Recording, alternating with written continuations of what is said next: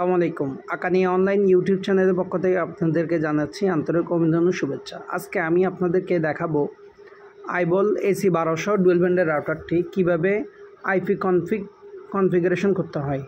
সর্বপ্রথম যে কোনো একটা ব্রাউজারে চলে যাবেন 192.168.0.1 আর না হয় AIP-তে যদি আপনার রাউটার লগ ইন পেজ না হয় 1.1 দিলে হবে, 192.168.1.1। যখন রাউটার হোম পেজে ঢুকবেন ইন্টারনেট সেটিংয়ে যাবেন।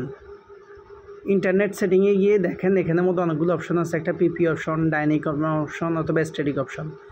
যদি আপনাদের পিপি অপশন হয় ইউজার নেম পাসওয়ার্ড বসাবেন, বসায় নিচে কানেক্ট অথবা সেভ অপশন থাকবে। আর যদি স্ট্যাটিক ব্যবহার করেন তাহলে অবশ্যই স্ট্যাটিকের মধ্যে ক্লিক করে আইপিগুলো বসিয়ে দিবেন দেখে যেমন 172।